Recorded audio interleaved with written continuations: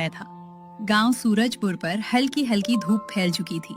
खेतों में किसान अपने बैलों के साथ काम पर निकल चुके थे। कहीं पक्षियों की चहचहाहट सुनाई दे रही थी, तो कहीं चूल्हों से उठता धुआं पूरे गांव में फैल रहा था। लेकिन गांव के एक छोटे से कच्चे घर में सन्नाटा पसरा हुआ था। उस घर में रहता था रामू। उम्र लगभग 30 साल, चेहरे पर मेहनत की लकीरें और आंखों में अपने परिवार के लिए कुछ कर गुजरने का सपना। रामू रोज सुबह सूरज निकलने से पहले उठ जाता था।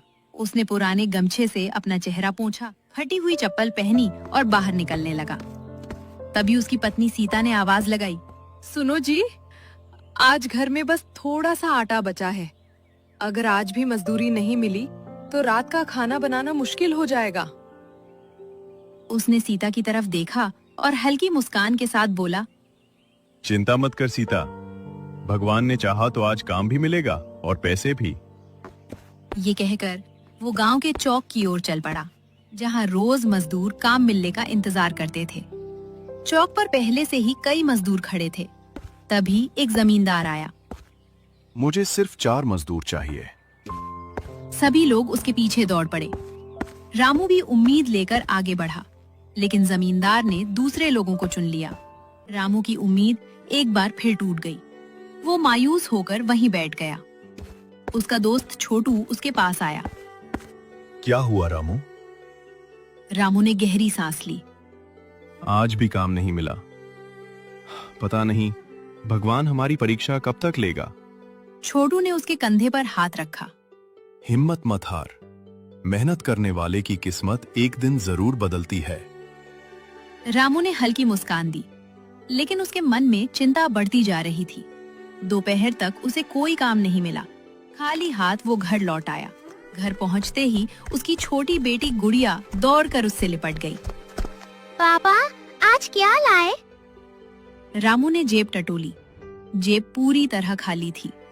उसने बेटी के सिर पर हाथ फेरते हुए कहा, बेटा, आज कुछ नहीं ला पाया। गुड़िया मासूमियत से बोली, पापा, सामने वाले घर में आज मटन बना है। उसकी खुशबू हमारे घर तक आ रही है। मुझे भी मटन खाना है। ये सुनते ही रामू की आंखें झुक गईं। उसके पास इतना पैसा भी नहीं था कि आधा किलो मटन खरीद सके। सीता ने तुरंत बात संभाली। गुड़िया, जब तुम्हारे पापा पैसे कमाएंगे तब हम भी मटन बनाएंगे। गुड़िया चुपचाप अंदर चली गई। रामू बरामदे में बैठ गया। उसकी आंखों में आंसू थे। वो मन ही मन सोचने लगा, मैं कैसा पिता हूँ, अपनी बेटी की इतनी सी इच्छा भी पूरी नहीं कर पा रहा। शाम ढलने लगी। रामू गांव की सड़क पर यूं ही टहल रहा था। तभी उसने देखा कि गांव के बाहर एक मटन करी का ठेला लगा था। वहां ग्राहकों की लंबी लाइन लगी हुई थी। लोग बड़े चाव से मटन करी खा रहे थे। कोई कह रहा था, वाह, ऐसा स्वाद तो शहर में भी नहीं मिलता। दूसरा बोला, कल भी यहीं आएंगे। रामू कुछ देर तक उस ठेले को देखता रहा। फिर उसके मन में एक विचार आया। अगर एक ठेला इतना अच्छा चल सकता है तो मैं क्यों नहीं कर सकता। उसे अपनी माँ की याद आई, जो बचपन में बहुत स्वादिष्ट मटन करी बनाती थी। रामू ने भी उनसे वो तरीका सीखा था। उसकी आंखों में पहली बार उम्मीद की चमक दिखाई दी। वो तेजी से घर की ओर भागा। घर पहुंचते ही उसने उत्साहित होकर कहा, सीता, मुझे एक रास्ता मिल गया। सीता ने हैरानी से पूछा, क्या हुआ? रामू बोला, मैं मजदूरी के भरोसे नहीं रहूंगा। मैं अपना मटन करी का ठेला लगाऊंगा। सीता कुछ पल चुप रही। लेकिन ठेला, बर्तन, मटन, ये सब आएगा कहां से? रामू ने घर के कोने में रखा पुराना लकड़ी का ठेला दिखाया। याद है, यह ठेला पिताजी का था। इसे ठीक कर लेंगे, कुछ पैसे उधार ले लेंगे। अगर मेहनत करेंगे तो सब लौट जाएगा। सीता ने रामू की आंखों में पहली बार आत्मविश्वास देखा। वो मुस्कुराई, अगर तुमने ठान लिया है तो मैं भी तुम्हारा पूरा साथ दूंगी। मसाले मैं तैयार करूंगी और खाना बनाने में भी मदद करूंगी। रामू ने राहत की सांस ली। उसी समय गुड़िया बाहर आई। पापा, क्या हम भी मटन खाएंगे? हाँ बेटा, बहुत जल्द तुम अपने पापा के हाथ की सबसे स्वादिष्ट मटन करी खाओगी। गुड़िया खुशी से हंस पड़ी। रात गहरा चुकी थी, लेकिन उस छोटे से घर में आज पहली बार उम्मीद की रोशनी जल रही थी। रामू बाहर निकला। उसने पुराने ठेले पर जमी धूल साफ की, टूटे हुए पहिए को ध्यान से देखा और मन ही मन बोला, कल से मेरी नई जिंदगी शुरू होगी। उसे बिल्कुल भी अंदाजा नहीं था कि उसके इस छोटे से फैसले से पूरे गांव की किस्मत बदलने वाली है और साथ ही कई दुश्मन भी पैदा होने वाले हैं। अगली सुबह सूरज निकलने से पहले ही रामू की आंख खुल गई। आज उसके चेहरे पर कई दिनों बाद उत्साह दिखाई दे रहा था। उसने जल्दी से नहाकर भगवान के सामने हाथ जोड़े और बोला, हे भगवान, आज मेरी मेहनत की पहली परीक्षा है, बस मेरी लाज रख लेना। सीता भी उठ चुकी थी। उसने चूल्हा जलाया और बोली, सुनो, पहले बाजार से सामान ले आओ, मैं तब तक मसालों की तैयारी करती हूँ। रामू ने जेब से पुराने कपड़े में बंधे कुछ नोट निकाले। ये पैसे उसने अपने दोस्त छोटू से उधार लिए थे। रकम बहुत कम थी, लेकिन उसके सपने बहुत बड़े थे। वो साइकिल लेकर बाजार पहुंचा। वहां उसने आधा किलो ताजा मटन, प्याज, टमाटर, अदरक, लहसुन और कुछ मसाले खरीदे। पैसे बचाने के लिए उसने हर दुकान पर मोल भाव किया। दुकानदार हंसते हुए बोला, रामू, लगता है आज कोई बड़ा काम शुरू कर रहा है। रामू मुस्कुराया। हाँ भैया, अगर भगवान ने चाहा तो अब मजदूरी नहीं, अपना ठेला चलाऊंगा। सामान लेकर वो घर लौटा। सीता ने सिल बट्टे पर ताजे मसाले पीसे। रामू ने बड़े प्यार से मटन को मसालों में मिलाया और धीमी आंच पर पकाने लगा। करीब 2 घंटे बाद मटन करी की ऐसी खुशबू उठी कि पड़ोस के लोग भी घर के बाहर झांकने लगे। एक बुजुर्ग महिला बोली, अरे सीता, आज तो बड़े होटल जैसी खुशबू आ रही है। सीता मुस्कुराकर बोली, आज से रामू अपना मटन करी का ठेला शुरू कर रहे हैं। रामू ने पुराना ठेला साफ किया। उस पर लाल रंग से एक बोर्ड लगाया, रामू मटन करी वाला। ठेले पर चमचमाते बर्तन सजाए गए। गर्मा गर्म मटन करी बड़े भगोने में रखी गई। रामू ने ठेले को गांव के मुख्य चौराहे पर लगाया। शुरुआत में लोग दूर खड़े होकर सिर्फ देख रहे थे। एक युवक बोला, अरे, ये तो वही रामू है जो मजदूरी करता था, अब मटन बेचेगा।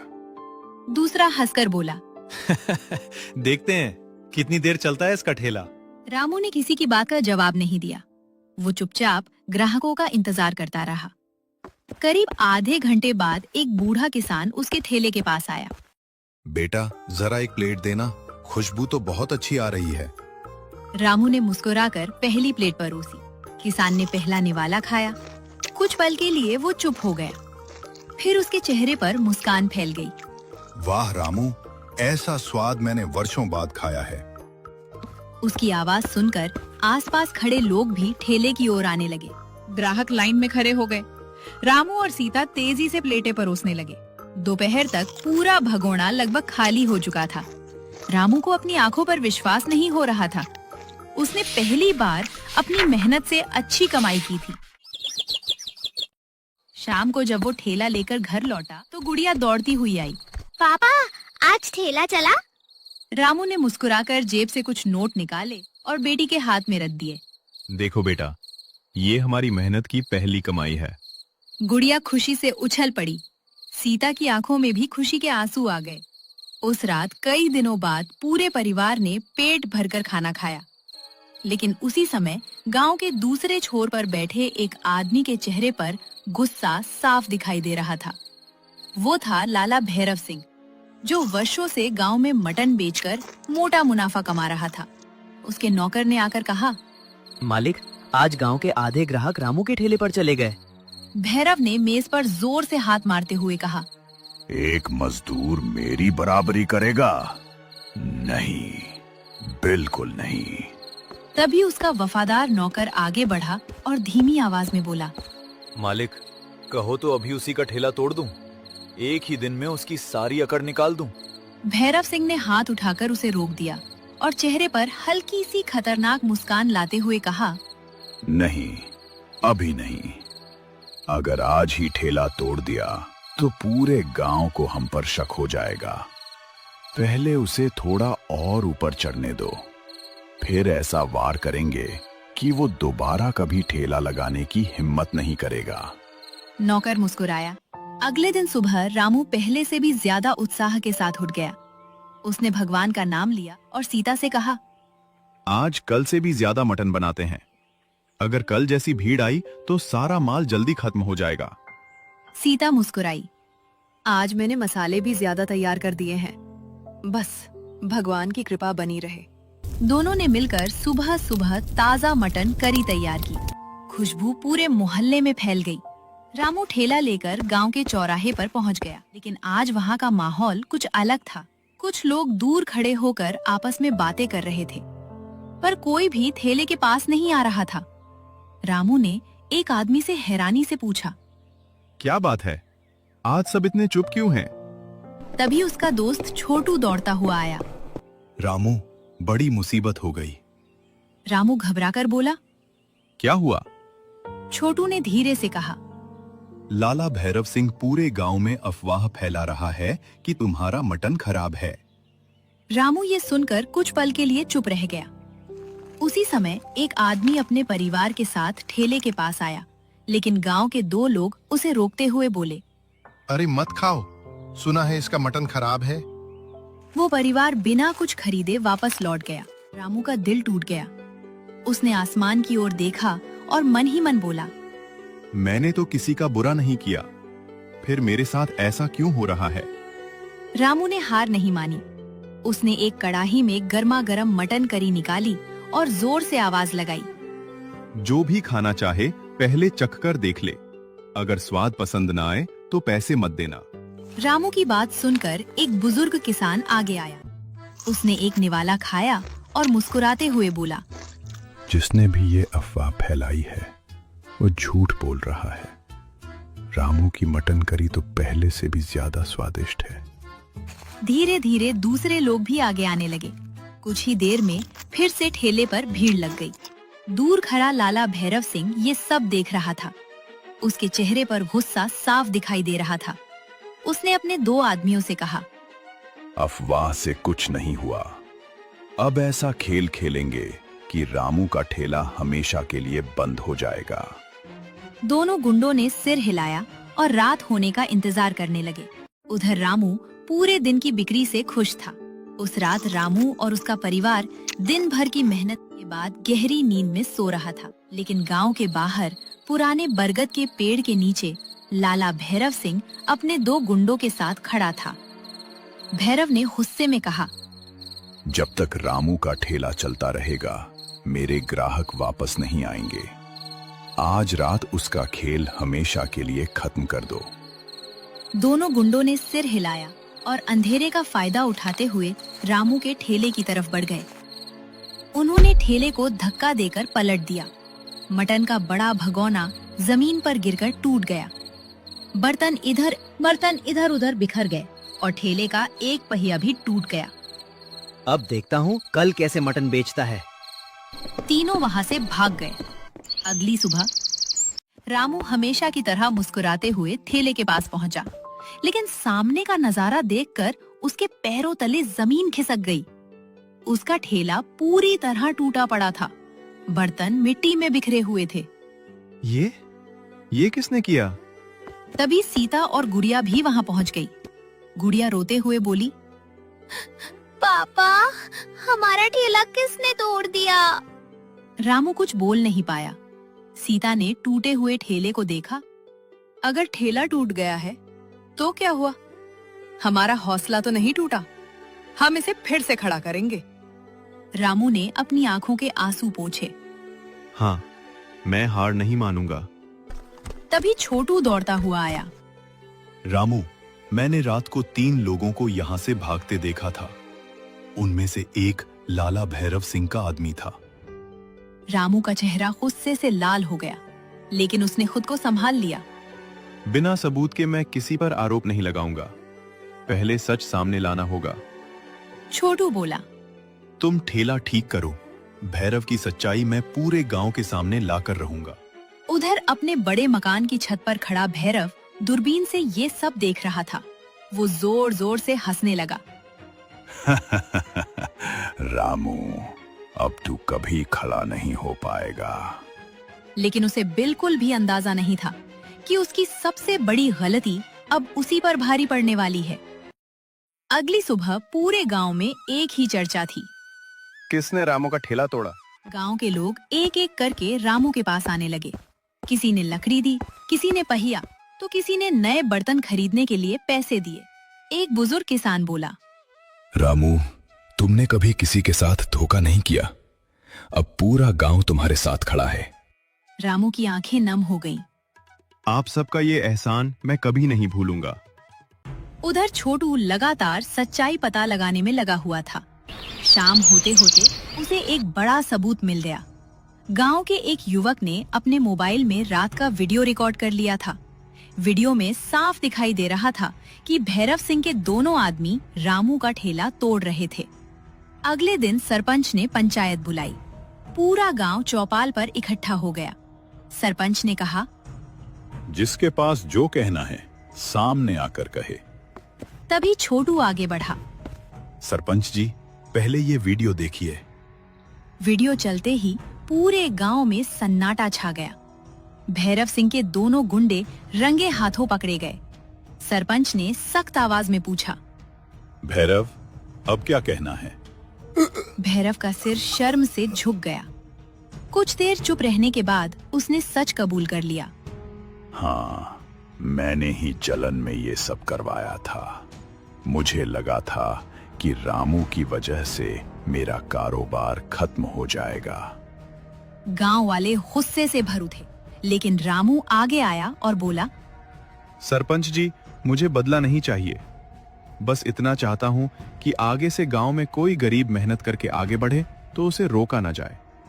रामू की बात सुनकर पूरा गांव तालियों से गूंज उठा। सरपंच ने फैसला सुनाया, भैरव सिंह, तुम पूरे गांव से माफी मांगोगे और रामू के ठेले का सारा नुकसान भरोगे। भैरव ने हाथ जोड़कर कहा, रामू, मुझे माफ कर दो। रामू ने मुस्कुराकर उसका हाथ पकड़ लिया। गलती मान लेने वाला इंसान बुरा नहीं होता। उम्मीद है अब तुम भी ईमानदारी से काम करोगे। कुछ दिनों बाद रामू का नया ठेला पहले से भी ज्यादा सुंदर बन गया। उसके ऊपर बड़े अक्षरों में लिखा था, रामू मटन करी वाला, स्वाद जो दिल जीत ले। अब रोज गांव ही नहीं, आसपास के गांवों से भी लोग उसकी मटन करी खाने आने लगे। रामू की कमाई बढ़ने लगी। उसने अपनी बेटी गुड़िया का अच्छे स्कूल में दाखिला कराया, अपने कच्चे घर की जगह पक्का घर बनवाया और हर रविवार गरीब लोगों को मुफ्त में खाना खिलाने की शुरुआत की। एक दिन गुड़िया मुस्कुराते हुए बोली, पापा, आपने कहा था ना कि एक दिन मैं आपके हाथ की सबसे अच्छी मटन करी खाऊंगी। रामू ने प्यार से उसकी प्लेट में मटन करी परोसी। पूरा परिवार एक साथ बैठकर खाना खाने लगा। रामू ने आसमान की ओर देखा और मन ही मन कहा, धन्यवाद भगवान, आपने मेरी मेहनत को बेकार नहीं जाने दिया। सूरज ढल रहा था, लेकिन रामू की जिंदगी में एक नई सुबह शुरू हो चुकी थी। अगर आपको रामू की ये संघर्ष और सफलता की कहानी पसंद आई हो, तो वीडियो को एक जबरदस्त लाइक करें।